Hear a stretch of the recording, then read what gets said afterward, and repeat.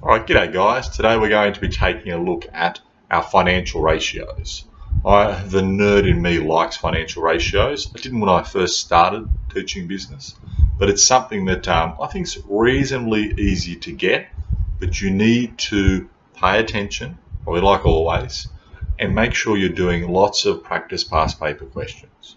So this is part of the processes of financial management, financial ratios. All right, and I want you guys, you're given the ratio pretty much in every situation. You don't have to remember these off the top of your head, but I want you to try to. For the most part, I can remember them now off the top of my head. And I've got no super memory or anything. I know I look like a genius, but not.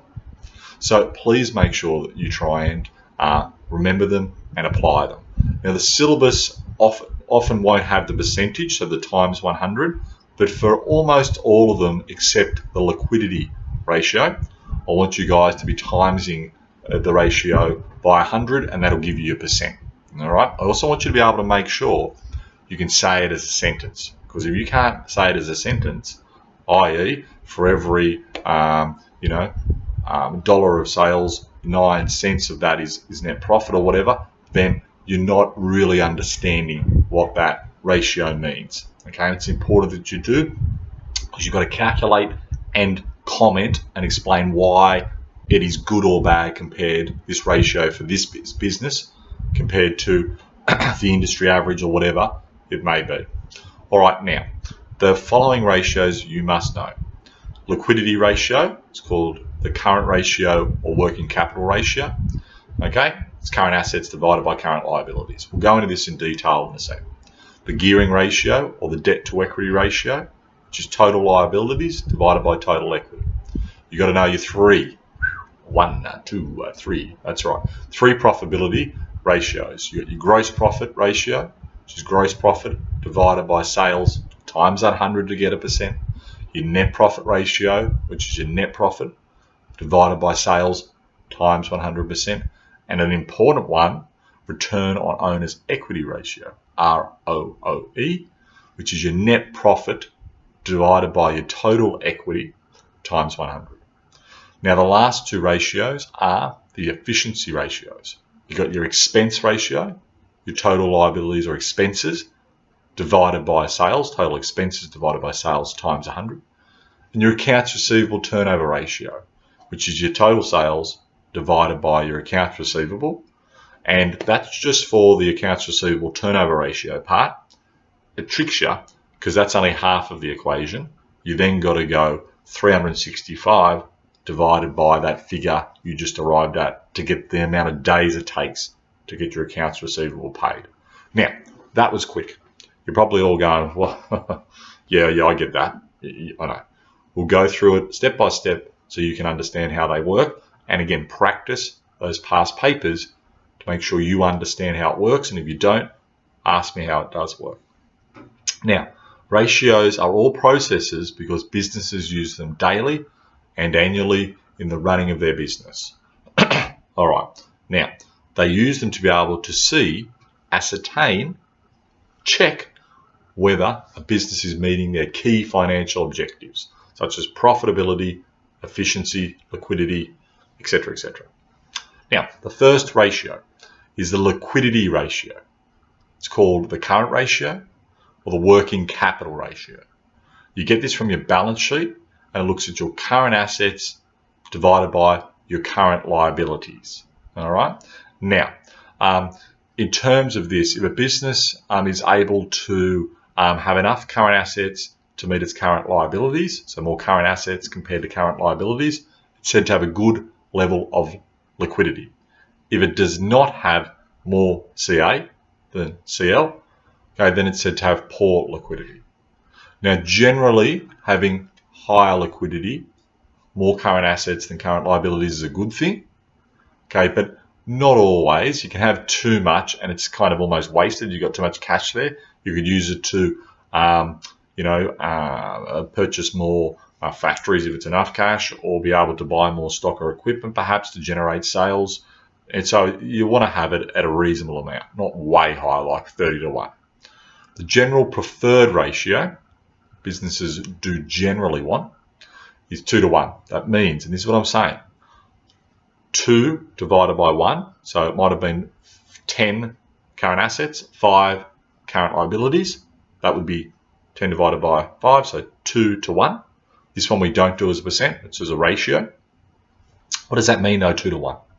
This means, we'll just say it as a sentence, this means that for every $2 of current assets, there is $1 of current liabilities.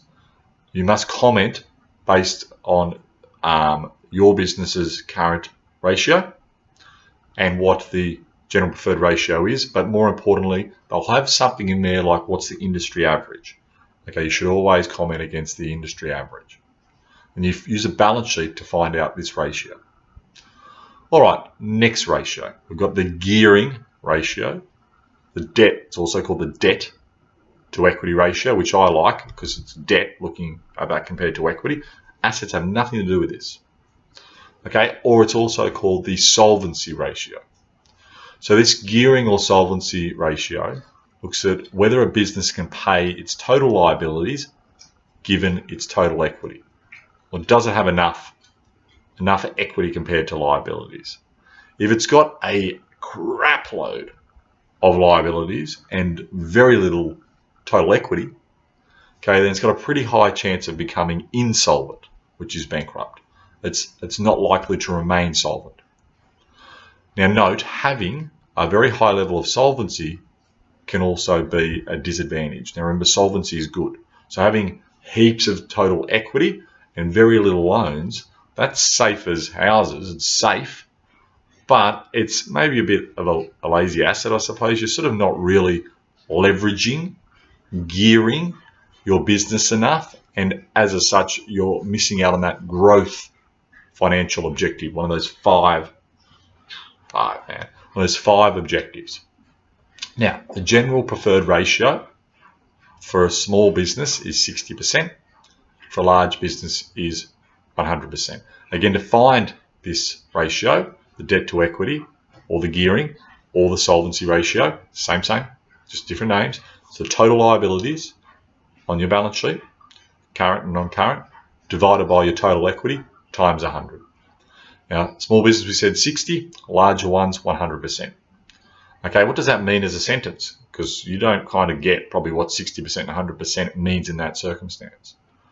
That means for the small business, for every 60 cents of liabilities, there's $1 of total equity. For large companies, 100%, every dollar of total liabilities is $1 of equity.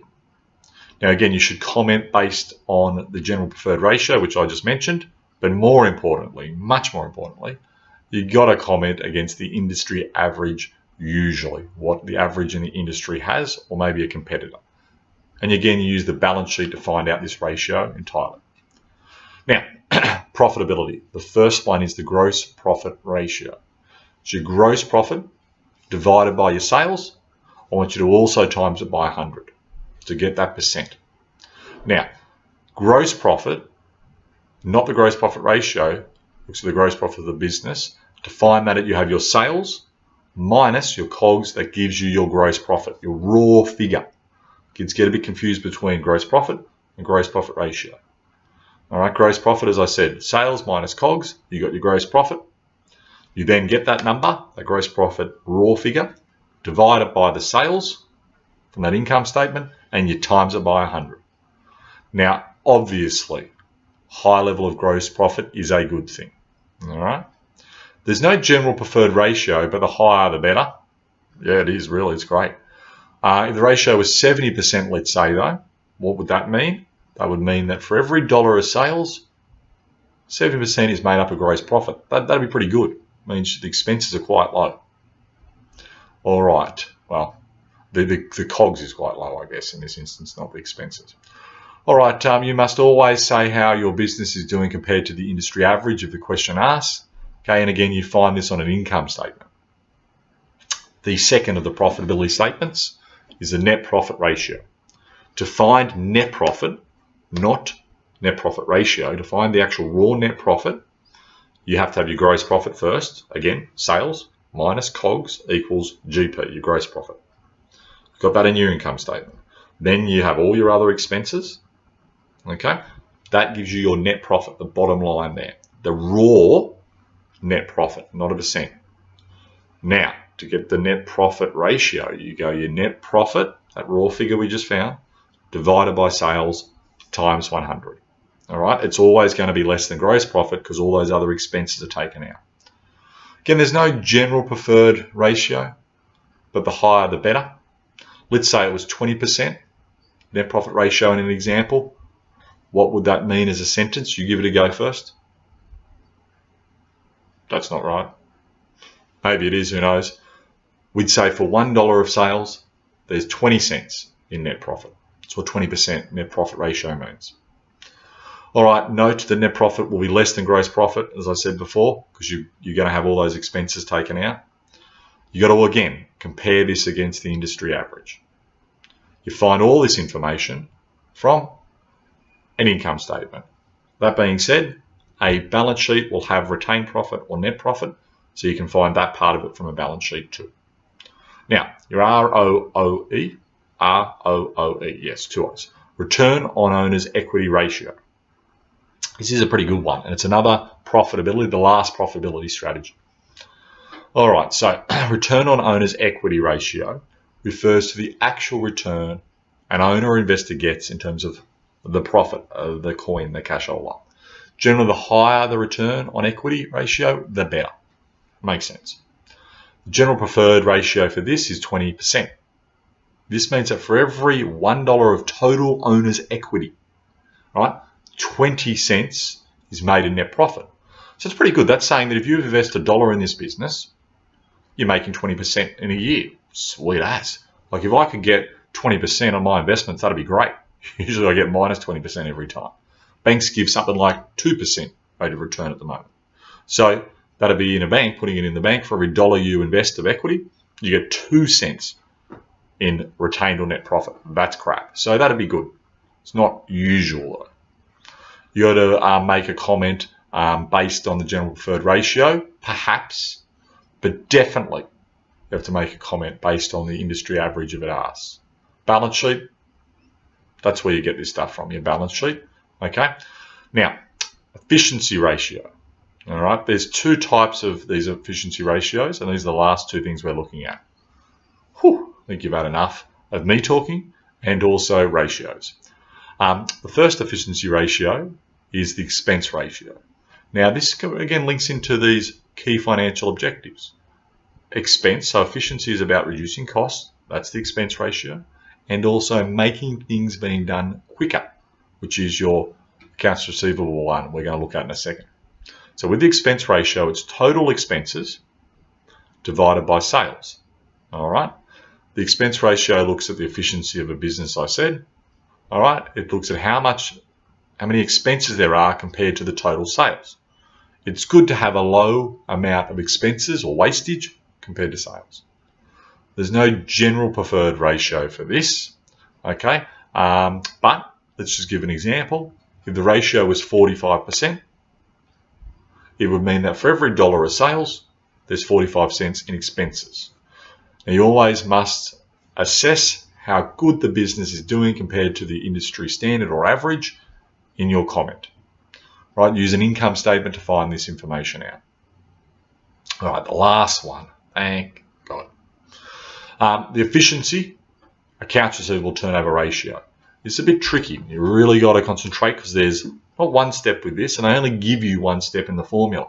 You must know the second step. You have to know it. They never give it to you. It's not hard though.